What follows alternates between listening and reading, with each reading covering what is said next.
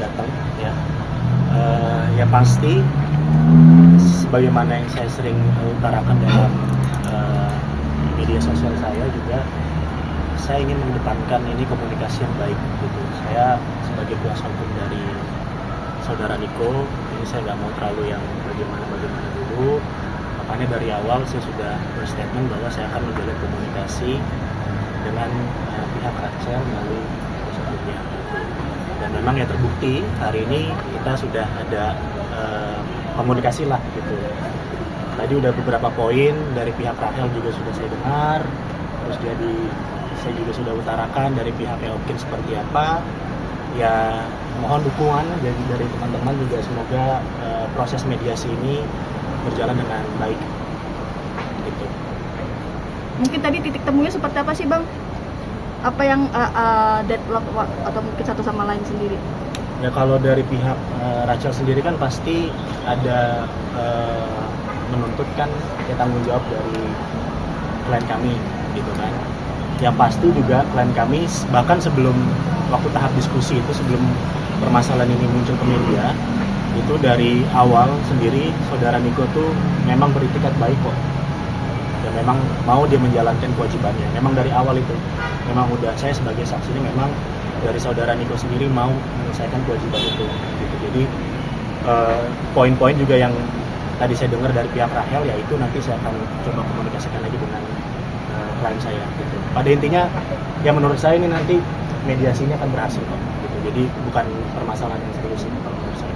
Nah, Rachel dan Okin sudah bertemu atau baru kuasa hukum aja? Kalau secara pribadi, setahu saya belum ada pertemuan setelah permasalahan ini mencuat gitu. Yang aktif berkomunikasi hanya saya dan rekan Ragadu aja. Ada pesan yang disampaikan Kak Okin mungkin untuk permasalahan ini, Kak? Ya pada intinya memang tadi satu, sebelum permasalahan ini muncul ke media, dari klien kami sendiri pun memang ingin bertanggung jawab kok gitu. Memang dia udah ngomong itu sama saya gitu. Lalu yang kedua, masalah renovasi dan lain-lain itu ya menurut saya nggak akan bahas ke situ lah gitu, karena akan memperkeruh suasana juga gitu. Yang penting pada hari ini saya selaku kuasa hukum dari saudara Niko dan rekan Ragadu juga selaku kuasa hukum dari saudari Rachel itu sudah ada komunikasi yang baik.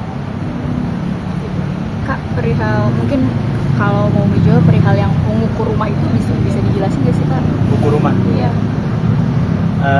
Jadi gini ya, jadi keterangan dari saudara Niko sebetulnya itu bukan ukur rumah, dan sebelum orang-orang itu datang itu pun sudah diinformasikan dulu ke Rachel gitu. Jadi ya itu keterangan dari klien kami ya seperti itu. Jadi bukan secara tiba-tiba orang-orang tersebut datang untuk ukur rumah, itu nggak seperti itu. Jadi memang sudah dibicarakan sebelumnya sehingga orang itu datang.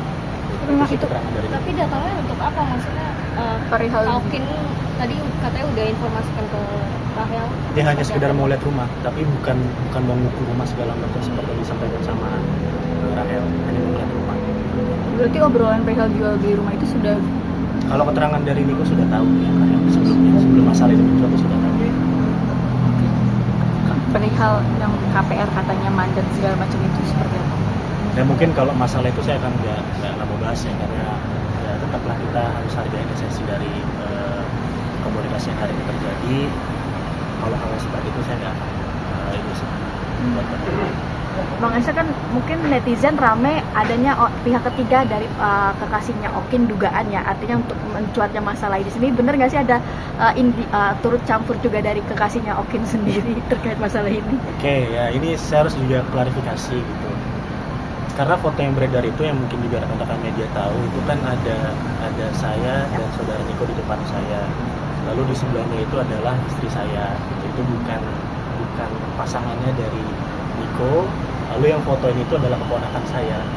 Jadi itu fakta yang terjadi. Nah, intinya pasangan dari Okin yang sekarang itu memang nggak ada sangkut paut di sini.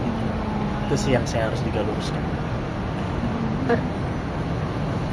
Perihal Rachel kan bilang katanya pacarnya menghubungi Rachel juga marah-marah, itu ada pembahasan perihal itu nggak? Kalau itu saya nggak tahu.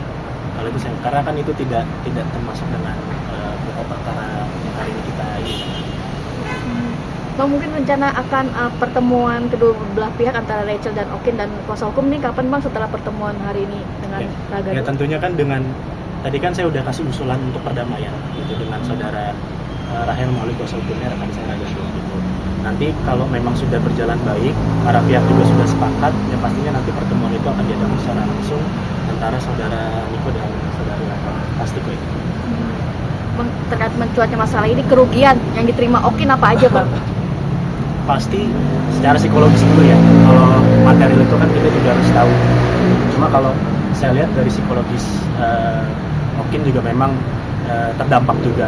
Makanya ya dari rekan-rekan media juga saya minta tolong juga jangan memberikan pemberitaan yang belum tentu benar adanya. Jadi kita harus hargai langsung proses itu. Dan efek yang lain mungkin setelah psikologis mungkin efek yang diterima mungkin Bang, kerjaan mungkin Bang. Ya pasti itu kan kita bicara pekerjaan ya pasti terdampak dengan adanya berita-berita yang seperti ini. Makanya saya imbau kembali lagi ya rekan-rekan media juga pemberitaannya yang baik.